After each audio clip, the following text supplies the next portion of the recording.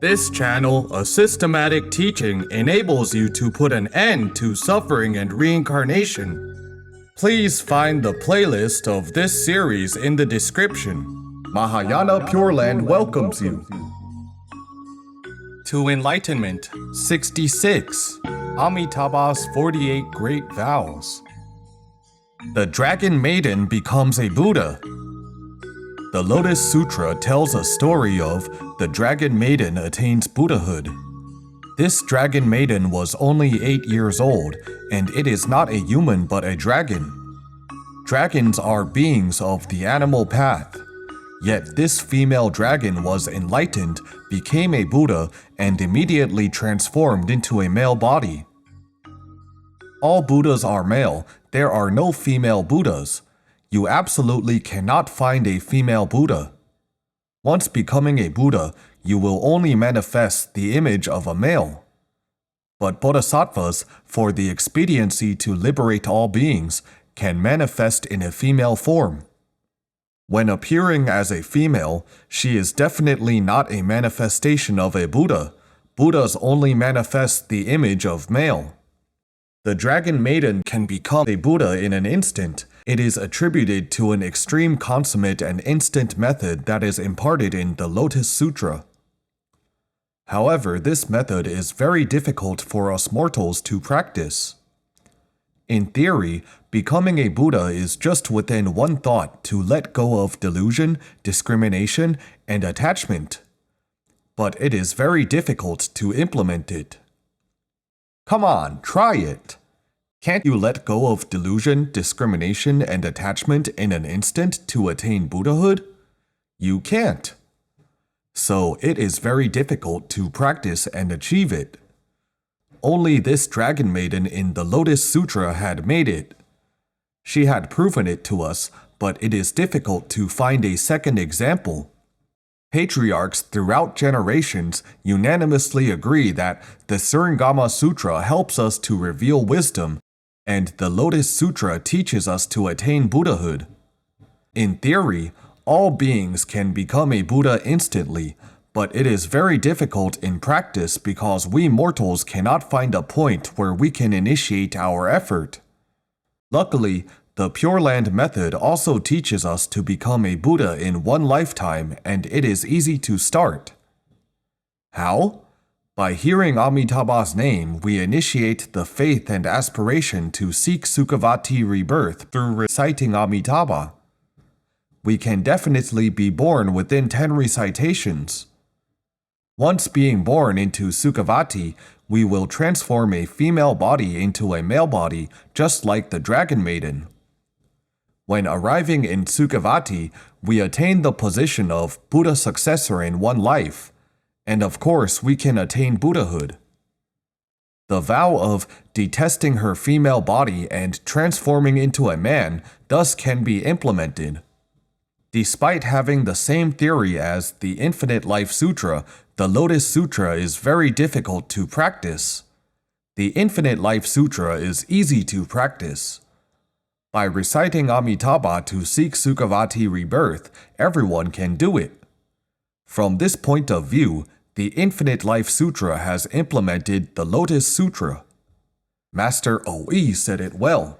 The Pure Land method is the profound hidden jewel of the Avatamsaka Sutra and the secret quintessence of the Lotus Sutra.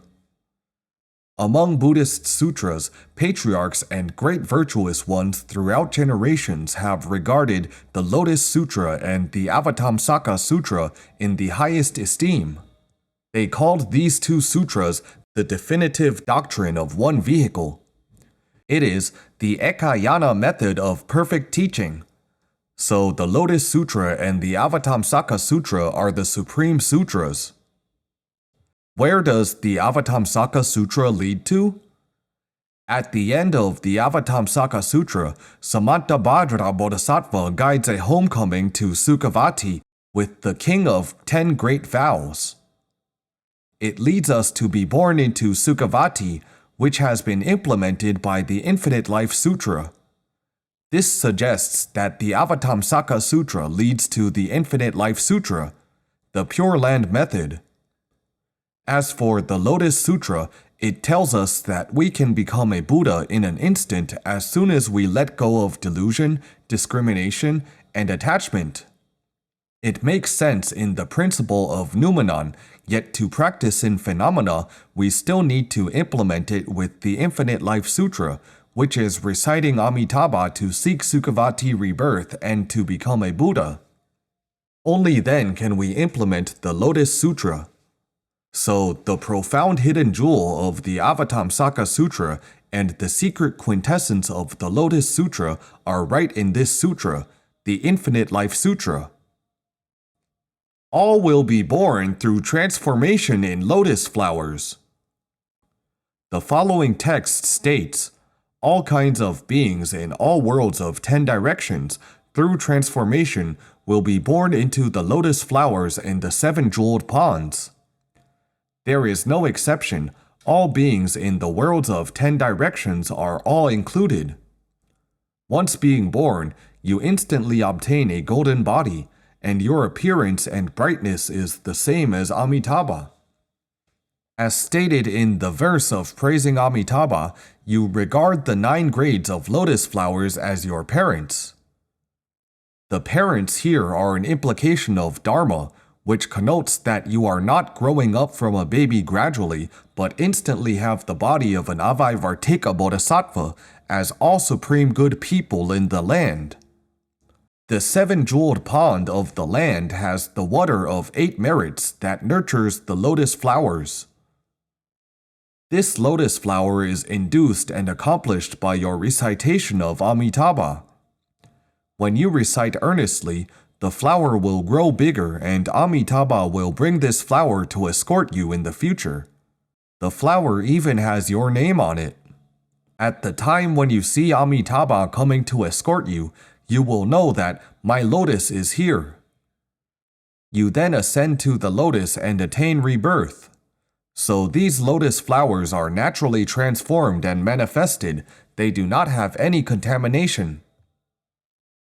Transform affection attachment into Dharma affinity. In our Saha world, giving birth is a very troubled and dangerous matter, especially in ancient times when medical technology was not developed. If the fetus had some problems, it was very possible that the baby might die in the mother's womb, which would cause grave danger for the mother. So giving birth to children in the past was like going to hell and back. For this reason, we should be grateful for our mother's profound benevolence. The contribution and sacrifice that our mother made for us is truly enormous. The best way to repay this debt of gratitude is to convince her to seek Sukhavati rebirth and to genuinely help her be reborn. Only then can she be free from suffering and obtain ultimate bliss eternally. This is an all-round repayment for the debt of gratitude we owe. After giving birth, it is even harder to raise the children. You put your heart and soul into it, yet they are not necessarily filial. If what you get in return is their unfilial deeds, you would truly feel that life has too much suffering. Why are they unfilial? The root cause is education. Education should be started from the prenatal stage, because the fetus is a complete life with a soul. They can perfectly perceive external stimulation. So it is very important for us to set a good example for our children by being filial to our own parents and cultivate our own virtues. Leading them to implement 弟子规, guidelines for being a good person in Confucius' teaching, is a great way. This sage teaching enables us to root children's innate foundation. With a solid intrinsic foundation, their good personality can then be established. Look, how much effort you have to make. There are no such troubles in Sukhavati, where only 2 relationships exist. Teacher-student relationship with Amitabha and classmates' relationship with all supreme good people. How pure it is! They do not have affection attachment. Unlike in our world where there are 5 ethical relationships, parents, children, siblings, husband, wife, leader, subordinate, and friends. The beloved affection between parents and children in a family makes them differentiate others as outsiders. Once there are insiders and outsiders, they will give rise to discrimination and all kinds of affection attachment, leading them to become selfish and egoistic, feel injustice, and thus create karma by harming others to benefit themselves. Once creating karma, they must suffer retribution, which makes them become more deluded and muddled. They will then fall into endless reincarnation.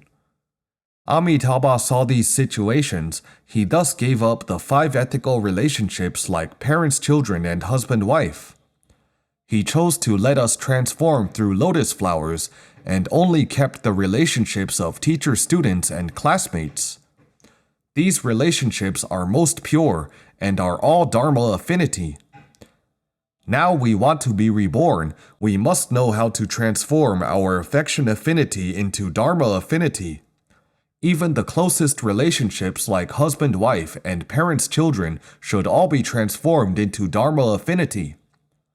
When everyone has the same goal of seeking rebirth, our 5 ethical relationships will become classmate relationships, the relationships of Dharma brothers. People who do not study Buddhism when hearing this will think, "Why are you forsaking the 5 ethical relationships? Confucius talked about the 5 ethical relationships, how could you forsake them?" In fact, it is not like what it sounds. It is actually transcending the 5 ethical relationships. When we put ourselves in a higher realm, we can better deal with the 5 ethical relationships. Why? Because we will be more rational and wiser due to not having affection attachments. Thanks everyone for learning with us. Namo Amitabha!